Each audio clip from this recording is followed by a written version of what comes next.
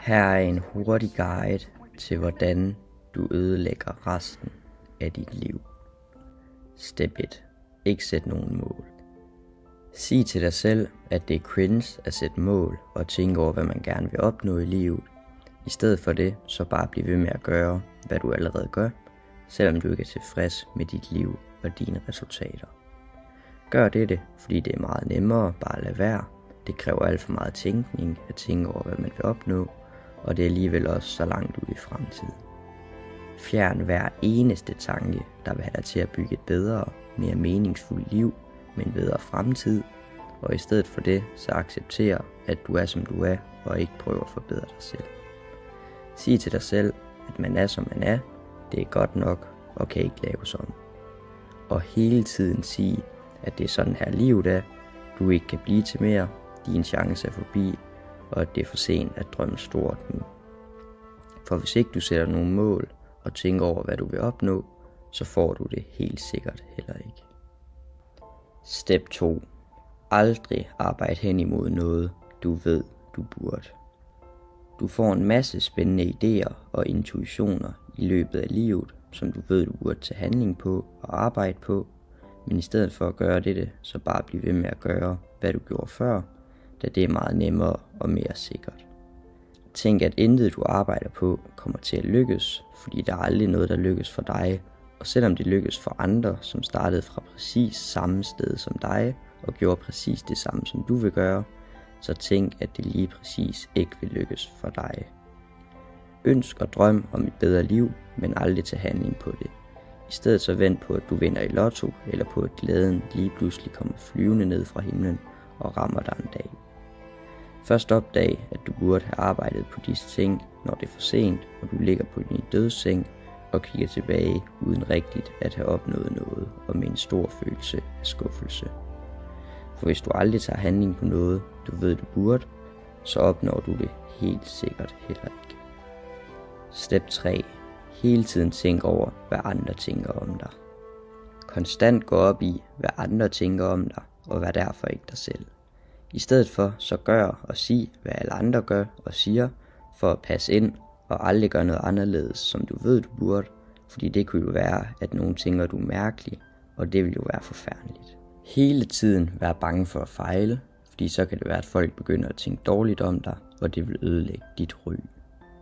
Aldrig prøv at lære eller starte noget nyt, fordi det kan fejle, og så vil folk måske grine af dig. Aldrig sig din mening, hvis du er uenig i noget, fordi det kan jo skabe en diskussion, og det er sikkert også en dårlig holdning, du har alligevel. I stedet for dette, så vælg at blive accepteret af mange for ikke at være dig selv, i stedet for at blive accepteret af få for at være dig selv. Så er du garanteret at få en masse falske venner, og ikke at være stolt af at være dig selv, da du aldrig er dig selv. Step 4. Altid gør, hvad du har lyst til i momentet. Hele tiden så gør, hvad du har lyst til i momentet, lige meget hvilke konsekvenser det vil få. Gå op i at få et meget stort, men meget kort dopaminkick hver dag og hele tiden.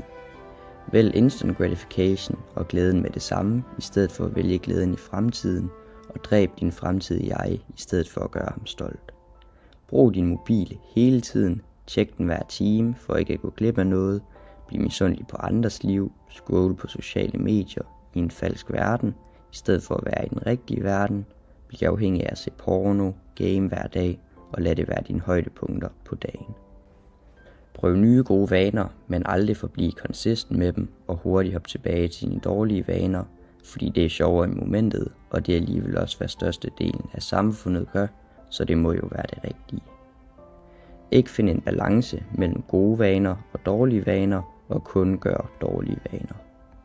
Gør dette, fordi man skal huske at leve livet, og sige til dig selv, at det er den måde, man lever livet på, og ikke bygge eller skabe noget, du kan være stolt af og kan kigge tilbage på med et smil. Gør alt dette og næsten alt andet i livet end dine dårlige vaner vil føles kedeligt.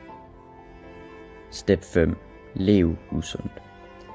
Ikke gå op i, hvad du spiser, og blive afhængig af fast food, sukker, chips og andre usunde processerede fødevarer, de store firmaer har lavet og proppet alt muligt lort i, for at gøre dig afhængig, for så i sidste ende at tjene penge på at ødelægge din sundhed. Aldrig dyrke nogen former for motion, aldrig løbe en tur, aldrig gå en tur, aldrig styrketræne og aldrig dyrke en sport, da det er hårdt. Brug mere tid indenfor og kun gå ud, når det er yderst nødvendigt. Ikke drik vand, i stedet for så drik sodavand og andre lækre drikkevarer fyldt med sukker, sødestoffer og e-numre. Ikke gå op i din søvn og aldrig gå i seng samtidig flere dage i streg. I stedet så gå i seng, når du har lyst, blive sent op hver dag og stå tidligt op. Gør dette, fordi at man alligevel kun lever én gang, og sig til dig selv, at det som må betyde, at ens sundhed er ligegyldig, men fortryd den filosofi, når du dør i en ung alder. Når du lever usundt hver dag, er du garanteret at dø tidligere, være træt hele dagen, hver dag, hele livet. Step 6 og sidste step i den her omgang, aldrig være social. Aldrig være social, i stedet så være alene det meste af dit liv, fordi du kan bedst lide dig selv. Aldrig invitere nogen hen til dig, fordi det kan jo være, at de siger nej, og det vil jo være forfærdeligt. Altid møde op sent til sociale arrangementer, hvis du endelig tager til et, fordi det skulle nødig ligne, at du har styr på dit liv, og så kan det jo også være, at du får en akavet samtale med en anden, der også mødte op for tidligt. Aldrig prøv at skabe nye venskaber, i stedet så kun blive med dem, du allerede kender, da det er sikrest og ikke kræver lige så meget arbejde.